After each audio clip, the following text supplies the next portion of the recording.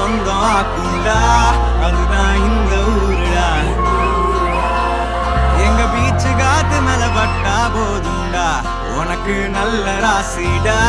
இனி நீ சென்னை வாசிடா